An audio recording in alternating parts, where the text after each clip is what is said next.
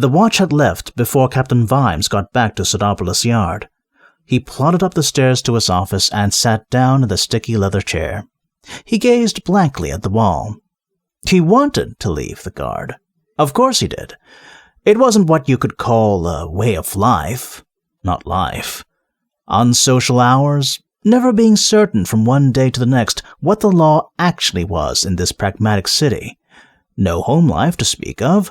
Bad food, eaten when you could. He'd even eaten some of Cut-Me-Own-Throat Dibbler's sausages in a bun before now.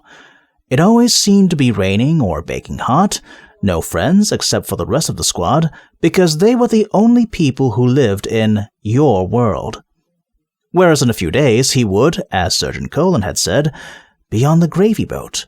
Nothing to do all day but eat his meals and ride around on a big horse, shouting orders at people.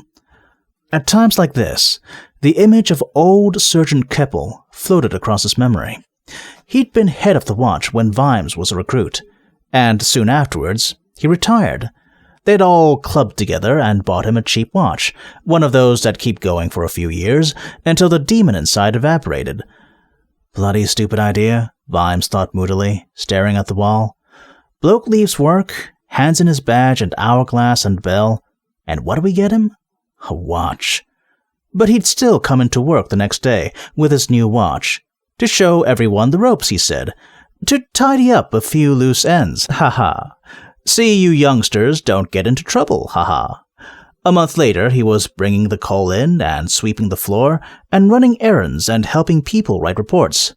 He was still there 5 years later. He was still there 6 years later when one of the watch got in early and found him lying on the floor. And it emerged that no one knew where he lived or even if there was a Mrs. Keppel. They had a whip round to bury him, Vimes remembered. There were just guards at the funeral.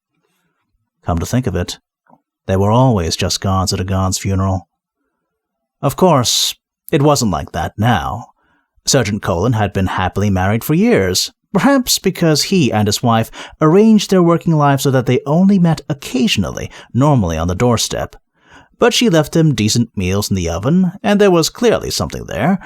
They'd got grandchildren even, so obviously there had been times when they'd been unable to avoid one another. Young Carrot had to fight young women off with a stick, and Corporal Nobbs, well, he probably made his own arrangements. He was said to have the body of a 25-year-old, although no one knew where he kept it. The point was that everyone else had someone, even if in Nobby's case it was probably against their will. So, Captain Vimes, what is it really? Do you care for her? Don't worry too much about love, that's a dicey word for the over 40s. Or are you just afraid of becoming some old man, dying in the groove of his life, and buried out of pity by a bunch of youngsters who never knew you as anything than some old fart who always seemed to be around the place and got sent out to bring back the coffee and hot figgins and was laughed at behind his back? He'd wanted to avoid that. And now, fate was handing him a fairy tale. Of course he'd known she was rich, but he hadn't expected the summons to Mr. Morecombe's office. Mr. Morecombe had been the Ramkins' family solicitor for a long time. Centuries, in fact. He was a vampire. Vimes disliked vampires. Dwarfs were law-abiding little buggers when they were sober, and even trolls were all right if you kept them where you could see them, but all the undead made his neck itch. Live and let live was all very well, but there was a problem right there when you thought about it logically. Mr. Morecombe was scrawny, like a tortoise, and very pale. It had taken him ages to come to the point, and when it came, the point nailed Vimes to his chair. How much?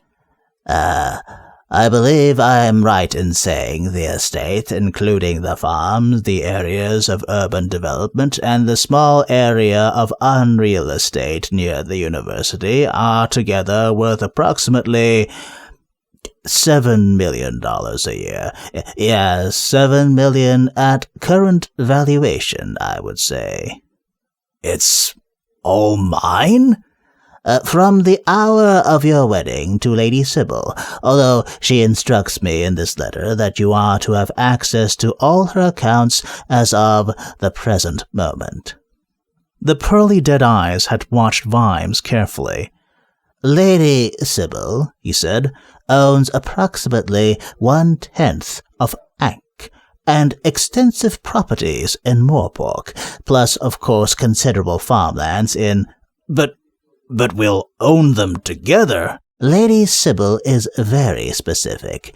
She is deeding all the property to you as her husband. She has a somewhat old-fashioned approach." He pushed a folded paper across the table. Vimes took it, unfolded it, and stared.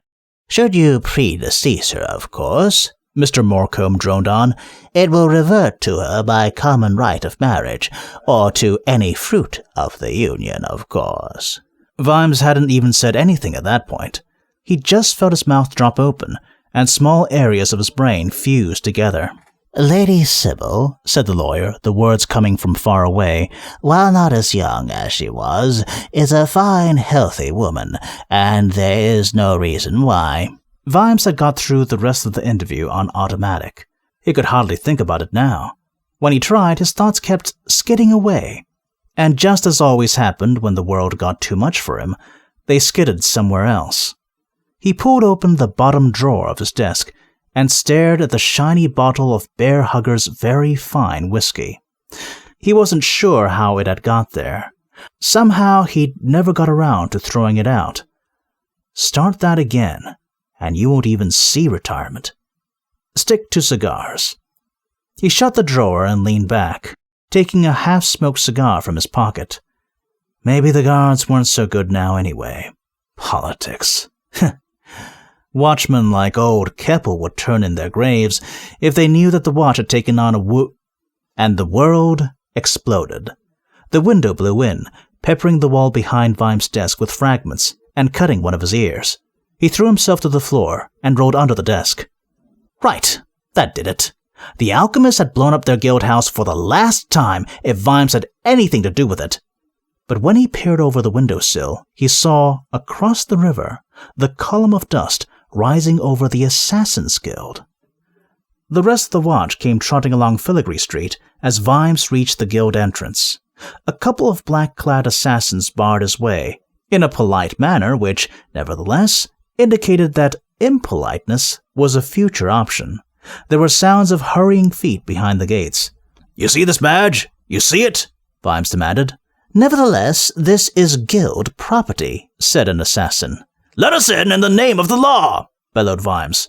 The assassin smiled nervously at him. "The law is that guild law prevails inside guild walls," he said. Vimes glared at him.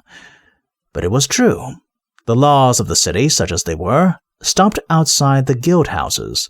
The guilds had their own laws. The guild owned the... He stopped. Behind him, Lance Constable Angua reached down and picked up a fragment of glass. Then she stirred the debris with her foot. Then her gaze met that of a small, nondescript mongrel dog watching her very intently from under a cart.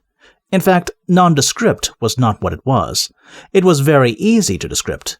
It looked like halitosis with a wet nose. "Woof, woof," said the dog in a bored way. "Woof, woof, woof, woof," and "growl, growl." The dog trotted into the mouth of an alleyway. Angua glanced around and followed it.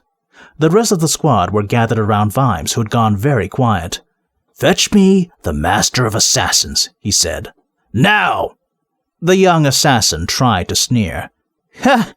Your uniform doesn't scare me," he said. Vimes looked down at his battered breastplate and worn mail. "You're right," he said. "This is not a scary uniform. I'm sorry. Forward, Corporal Carrot and Lance Constable Detritus!" The assassin was suddenly aware of the sunlight being blocked out. "Now these, I think you'll agree," said Vimes, from somewhere behind the eclipse, "are scary uniforms." The assassin nodded slowly. He hadn't asked for this. Usually there were never any guards outside the guild. What would be the point?